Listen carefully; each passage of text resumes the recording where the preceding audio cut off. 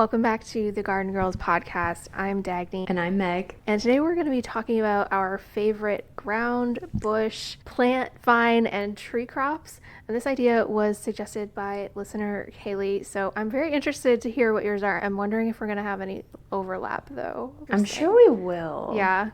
My favorites change every year. That's true. Because, sometimes a plant betrays you and you don't suddenly like it again. We have a complicated relationship with our plants.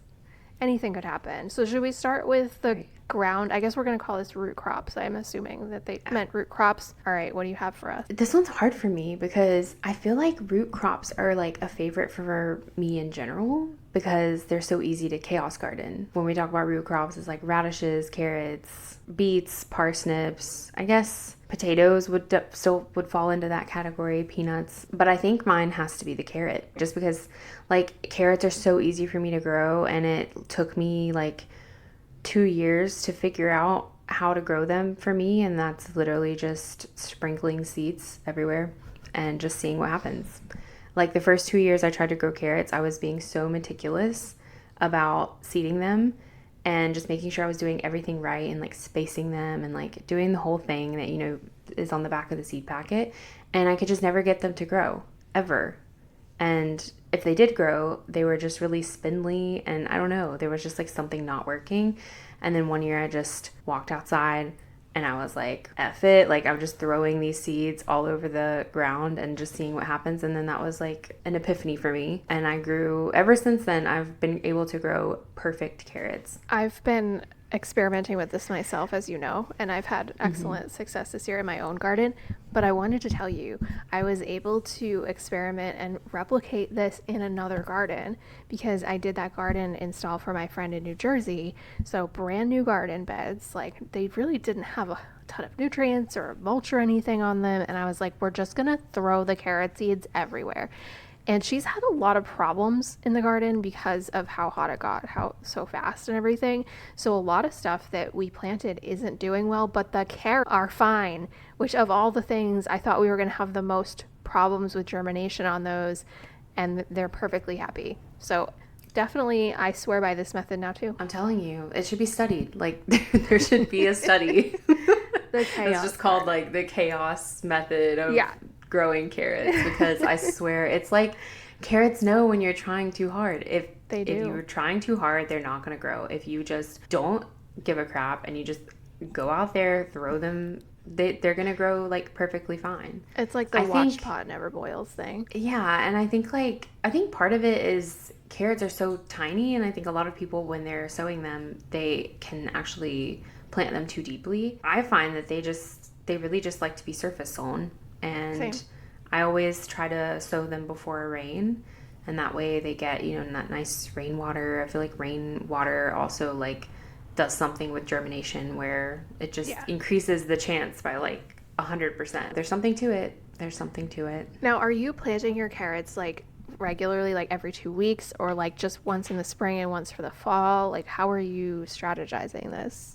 I do succession sow them, but it's not I don't have a schedule for it. I just kind of when I remember to, I'll just go out with a new packet and just kind of throw them in empty spots in the garden. So if there's any empty spot and I'm oh, some carrots would be nice here, then I'll grow them, or I'll just throw them around. But I kind of hold off a bit in the summer because carrots are a cool weather crop and they don't really like the summer that much. But there is a variety that I grow here in the southeast, and this is my favorite variety, and it's called Sheen Kuroda, and it's my favorite for a couple of reasons. One, because I feel like they always grow really straight. They're really good at pushing through the soil, so they're great for dense soils. So if you're growing in ground, they're a really great variety for that. But they also are very, very heat tolerant.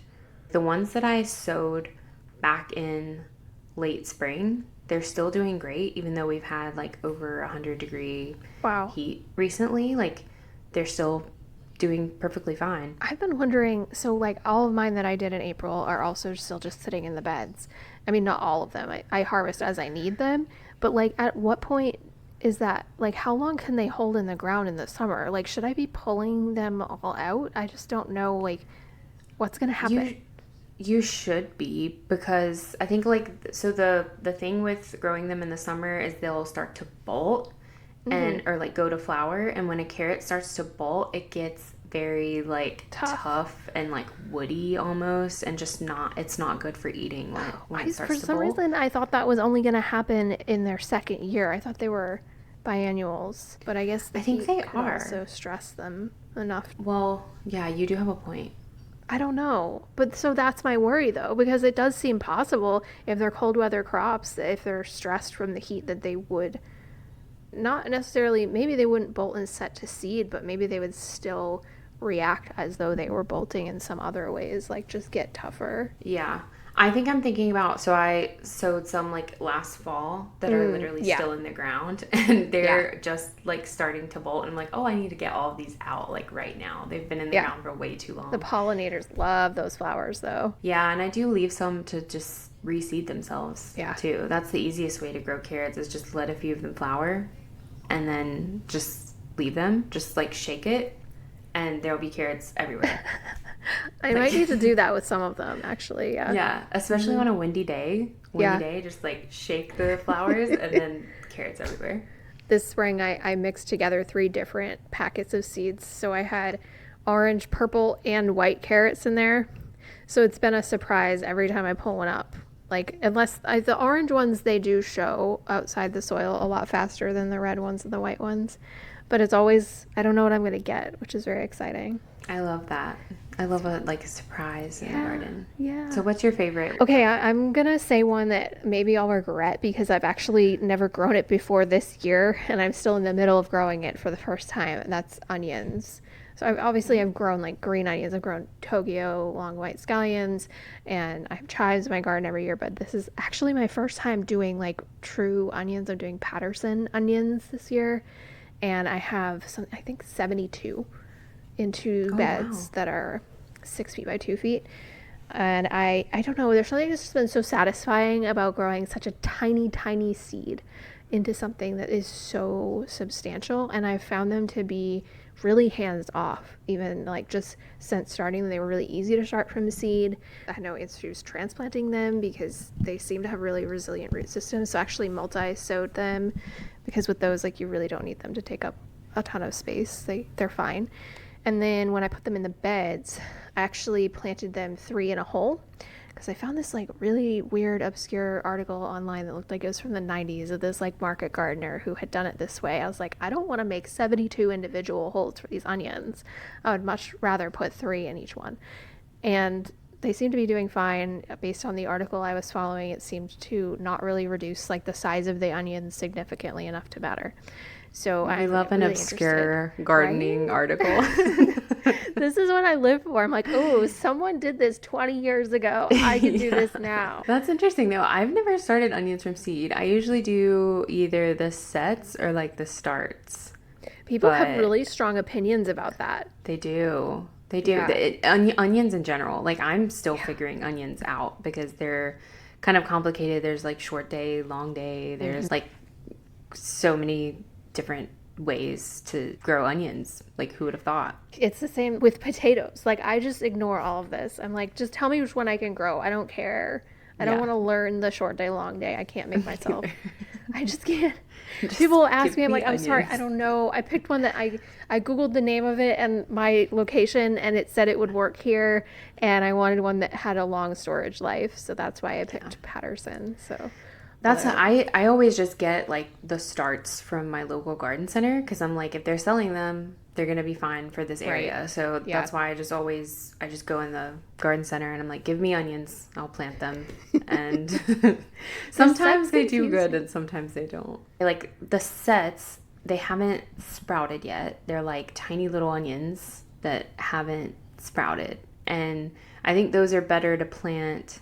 I could be mistaken about this, because like I said, I don't have onions figured out yet, but I think people plant them earlier. Like, they'll plant them in the fall to harvest the next year, and then like the starts are ones that have already sprouted, and it's like you can plant them in the spring to harvest the same year.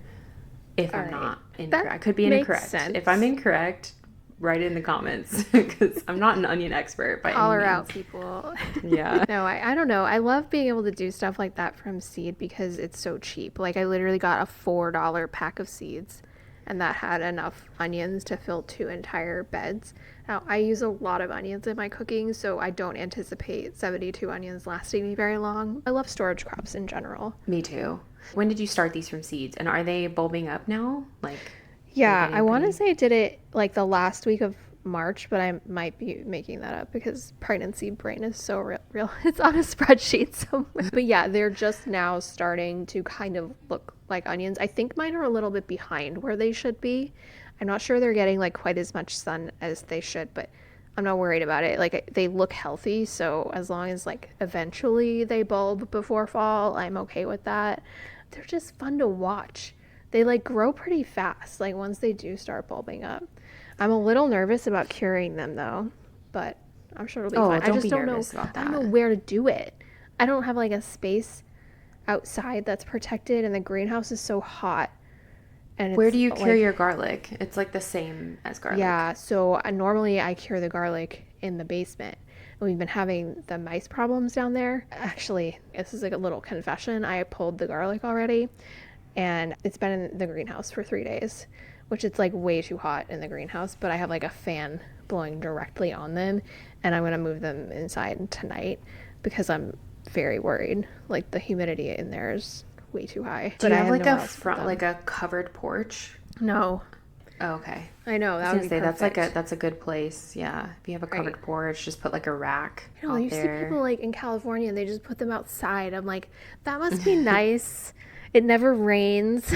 Yeah. I But at the know. same time, I don't get that because if you live somewhere that's that hot that it doesn't rain, isn't it too hot outside still? Like the temperature is also a problem, not just the humidity level. Yeah, I guess it just really depends on your environment. I had mine in my sunroom, which Mm, like gets pretty warm, but I had it on a rack that was like it had holes, and I would like just put the onions in there yeah. upside down so they're like hanging.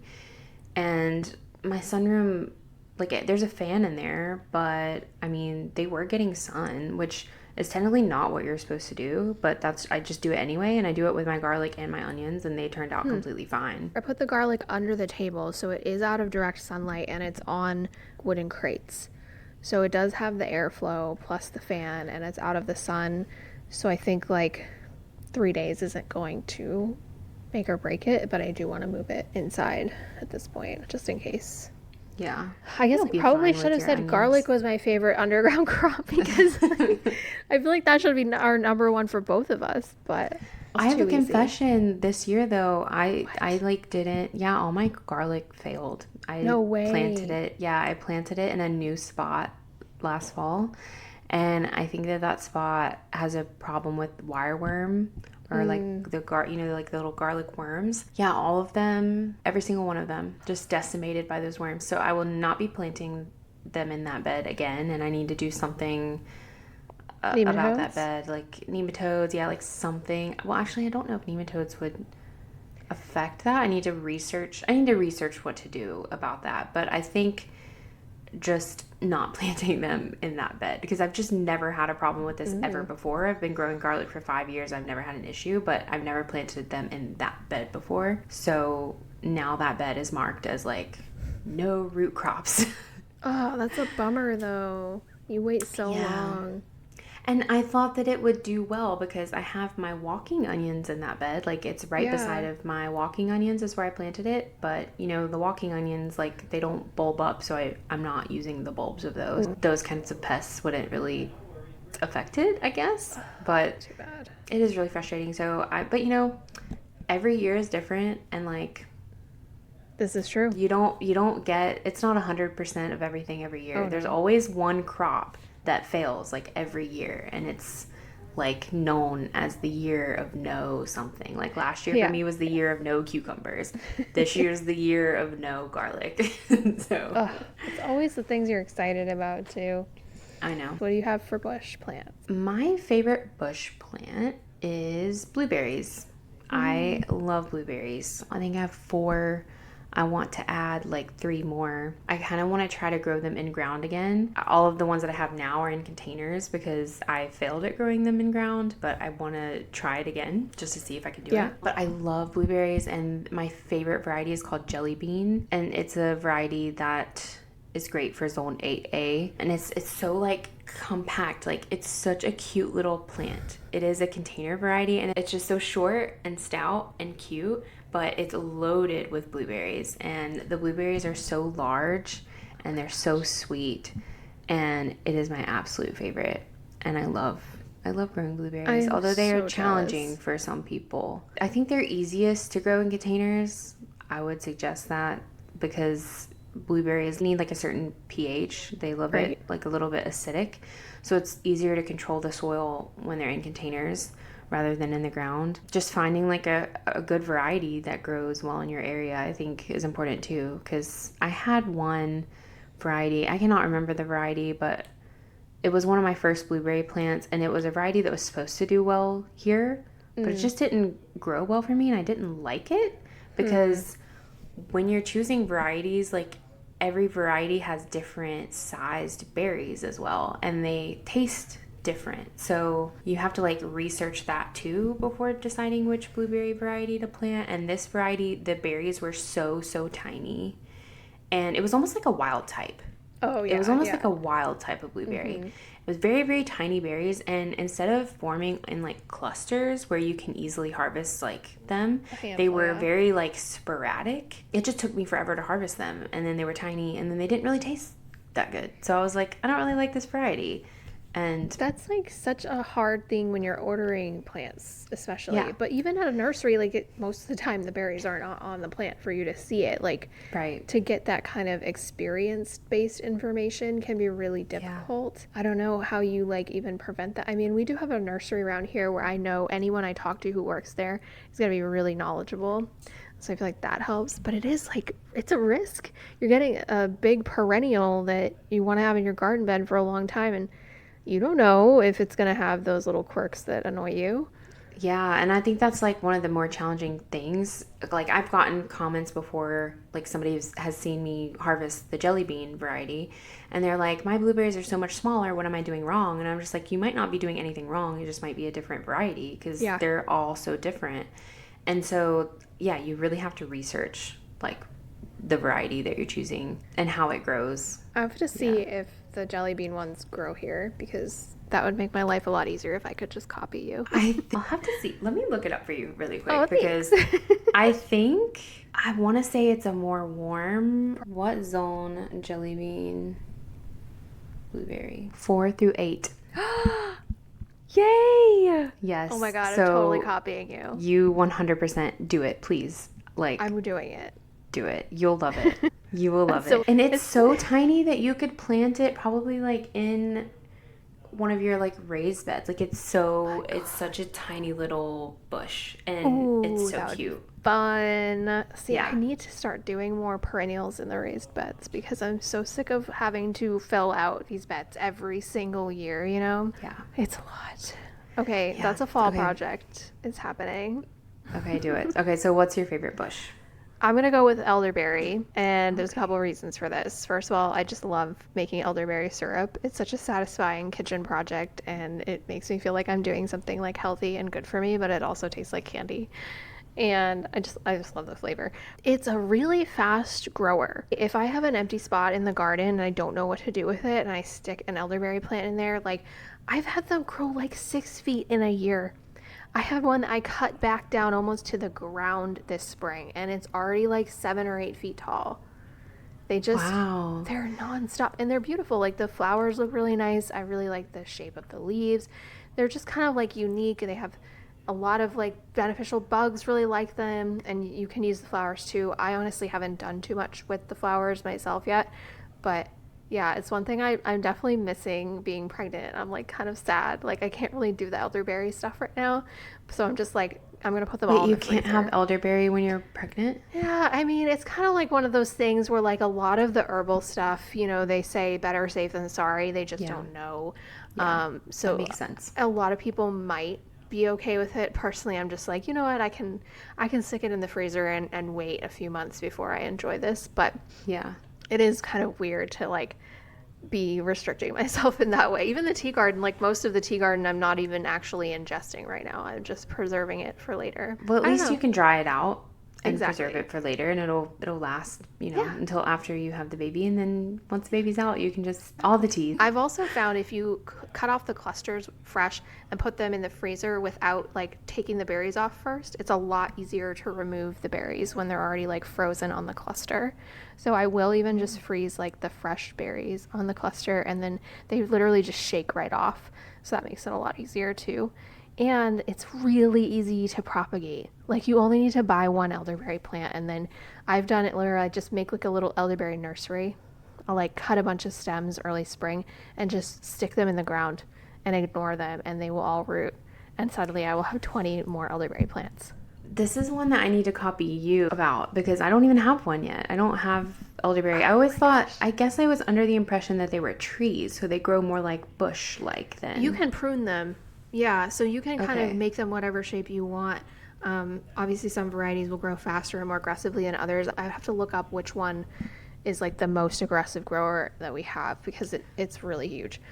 But I've also, yeah, I've had some that look more like ornamental bushes. Some of them just grow kind of out in like a wide V shape, but they will get like 7 or 8 feet tall if you let them. But you can cut them back pretty much to the ground every year to keep it under control if you don't want it to get really, really big. I did not know that. I've seen a dwarf elderberry in the garden center, and I almost got it, but it was like it was so expensive. It was like $100 Oh, I for don't like know. yeah. Here it was. I don't know, but I was just like, okay, I don't know. I need to like research it more before I spend $100 on this. But Yeah. that is one that I want to add this fall. So You should I'm check gonna Stark add it. Bros because I don't think they're that much at Stark Bros. Okay, Yeah, yeah, they I'll have always to have good maybe stuff. like do some online research. But that's good to know. I have always wanted to do something with the flowers because I love like elder in cocktails, like the taste, like just the floral taste of it. I'm gonna have to add You that one this year. should. Yeah, it's so fun. I love that stuff. You add blueberries, I'll add elderberries. We're always making each other's gardens better, which is I honestly, like, know. I freaking love that. It's so I cool. do too. I know. All right, are we moving on to plants? Yes. Favorite plant of the year? I think my plant of the year, it always changes, but sunflowers. Sunflower this year because all the volunteers are popping up, and it just makes me so happy, like walking out in my garden and it's just there's sunflowers everywhere.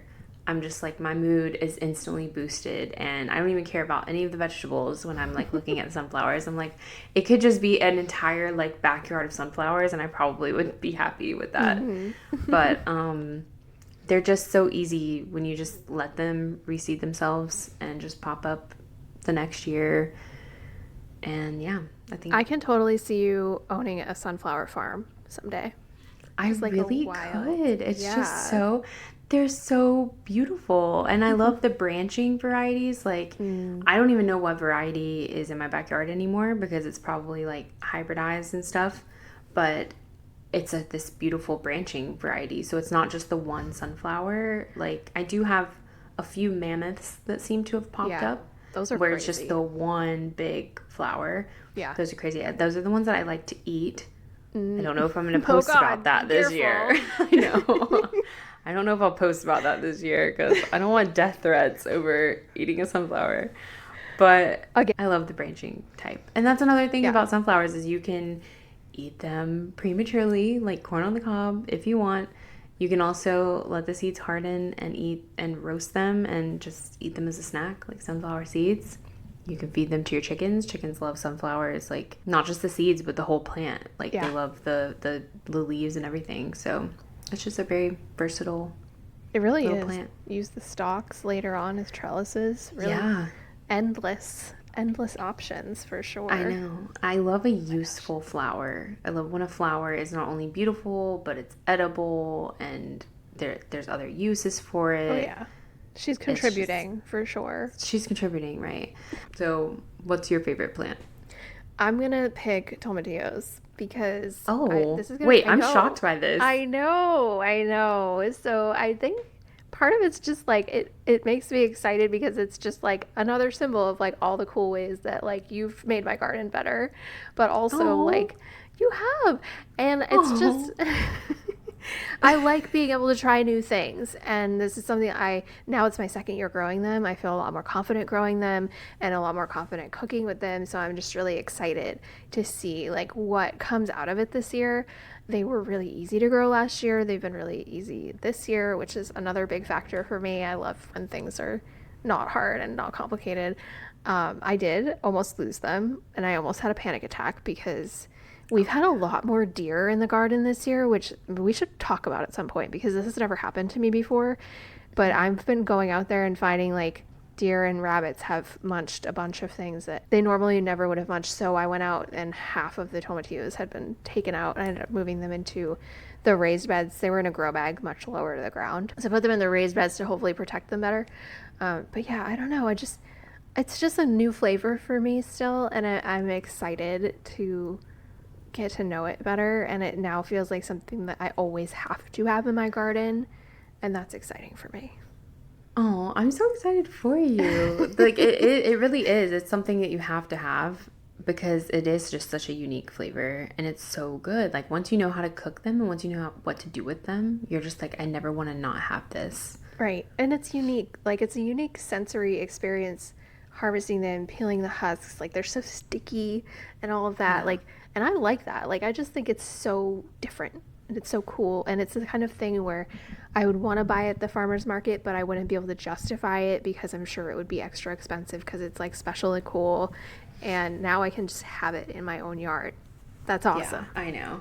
They're so great. I love them. My favorite thing to make is enchiladas verde. Like the verde sauce is my favorite. Like anytime I go to a Mexican restaurant, I'm like, and they ask me like, do you want the red or green sauce? I'm like, give me the green sauce because I know it's gonna be tomatillos and it's just so good.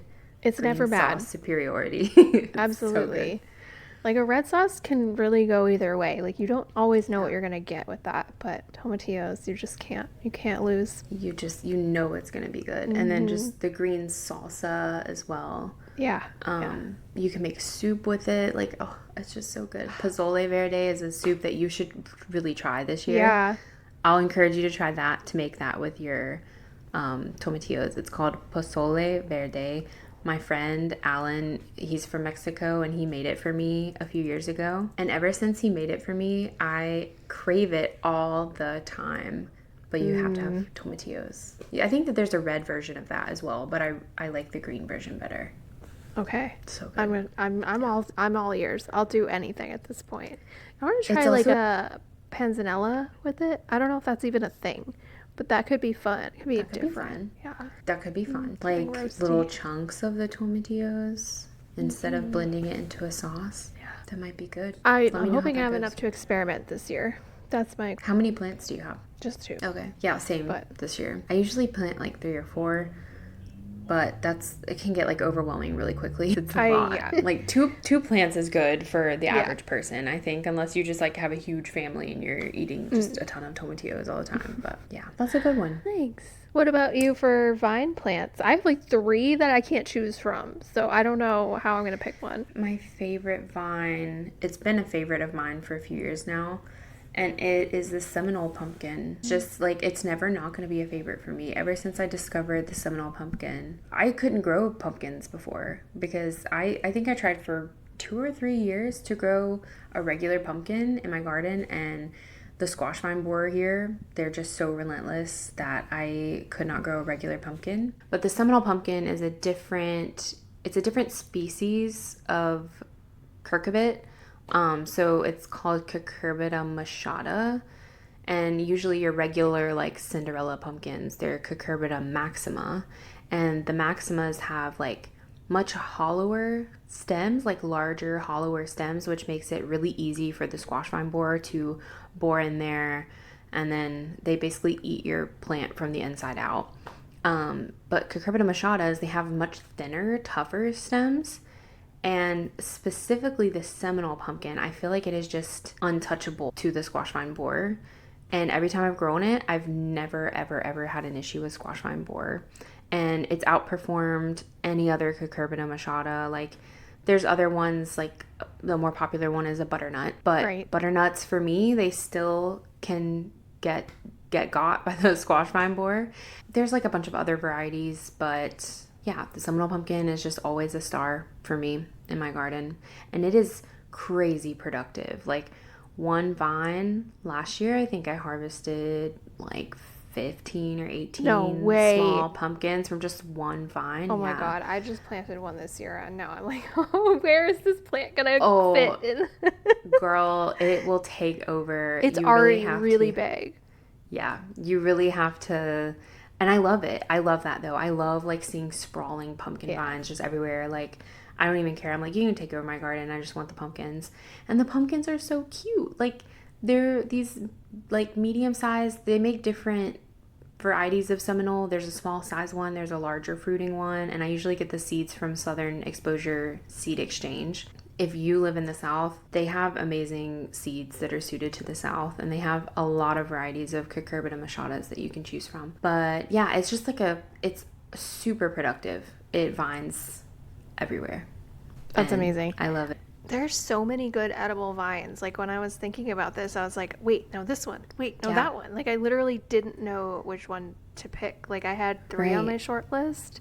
I put Malabar spinach, snap peas, and cucamelons.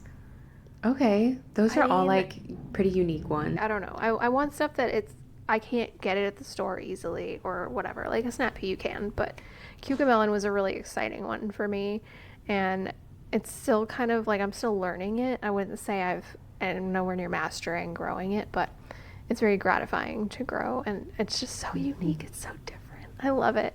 But the It snap is. peas I feel like are very much like the first thing I really get to harvest a lot of in the spring. And they really just fill up the trellises with green life, which is so exciting. It's like that first gratification after a long, long winter. Yeah, They're I so did good.